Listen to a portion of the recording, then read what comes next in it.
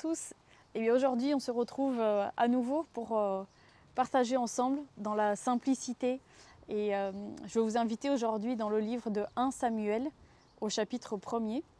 Et c'est l'histoire d'une femme qui s'appelle Anne et qui est mariée avec Elkana.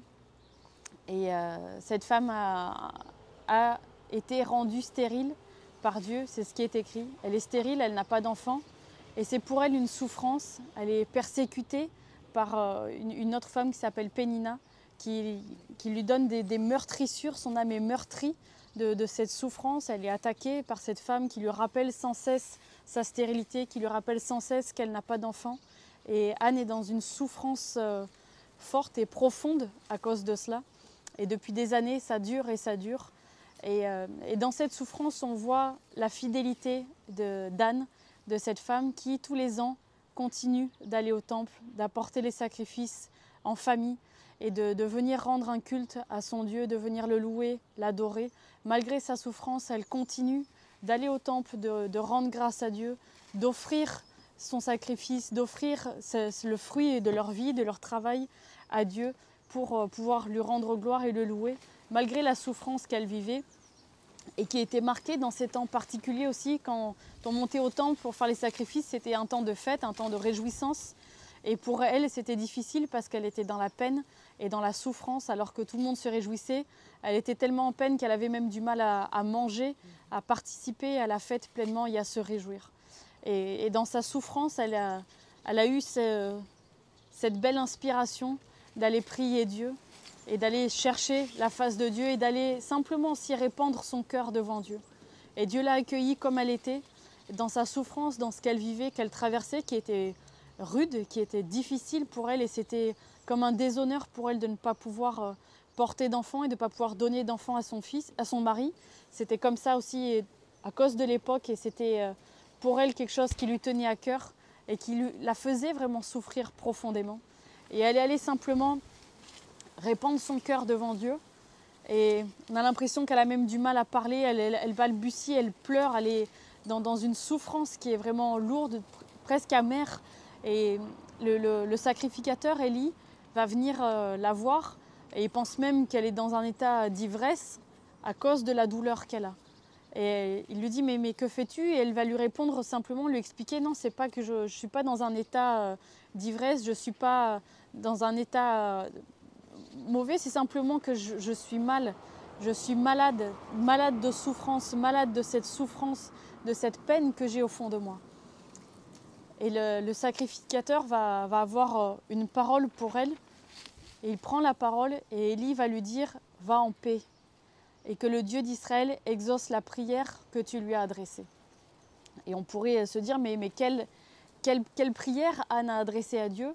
Quels ont été les mots qu'elle a donnés? Qu'est-ce qu'elle a dit? Parce que moi aussi j'ai cette souffrance au fond de moi et j'aimerais pouvoir avoir cette réponse de Dieu, être exaucée dans ma prière. Et je sais que c'est le cas de beaucoup. Et on n'a pas les mots que Anne a dit. On a simplement la vue, la description qu'elle est venue répandre son âme devant Dieu. Elle est venue dire à Dieu, je ne vais pas bien, j'ai mal, je souffre et je viens auprès de toi chercher du secours, je viens auprès de toi chercher un appui.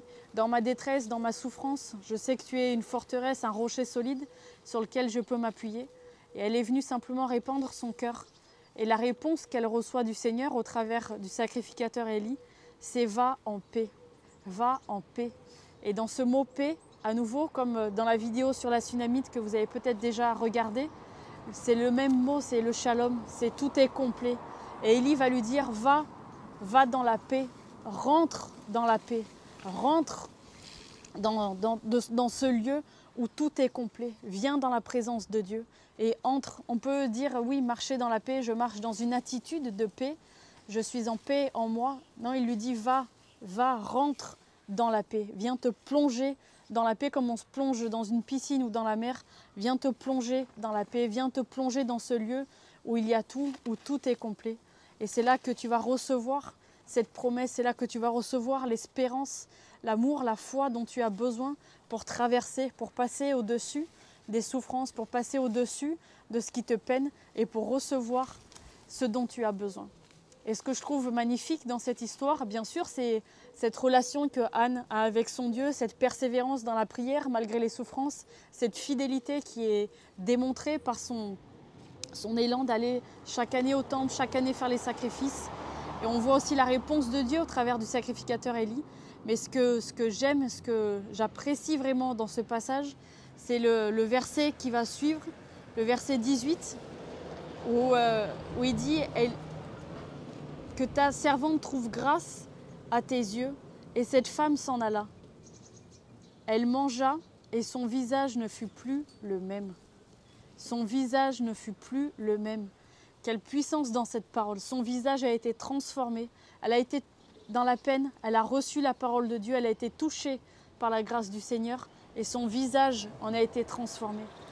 Son visage était dans les larmes, dans la peine, marqué par la tristesse, marqué par la souffrance et son visage a été transformé. Je crois que Anne, sortant de ce temps de prière, sortant de ce temps de larmes, a été transformée, c'est ce qui est dit. Son visage devait rayonner, rayonner, rayonner. Peut-être pas encore de joie, peut-être pas encore d'exaltation, mais rayonner parce qu'elle avait été touchée par la grâce de Dieu. Et c'est la grâce de Dieu qui transforme nos vies, qui transforme nos situations, qui transforme nos cœurs et qui peut même changer notre visage. Et d'un visage de peine, de tristesse, de souffrance est sortie une Anne touchée par la grâce de Dieu. Et je prie, Seigneur, que tu puisses toucher mes bien-aimés, toucher ceux qui reçoivent cette vidéo. Et je prie que la grâce de Dieu puisse vous toucher, puisse vous atteindre là où vous êtes. Répandez votre cœur devant le Seigneur, il est attentif, il écoute les cris, il écoute les larmes des malheureux, de ceux qui sont tristes et affligés, et il les relève par sa grâce, par Jésus-Christ qui est venu pour nous sauver, nous changer, nous transformer et nous amener dans cette paix où tout est complet en lui. Soyez bénis.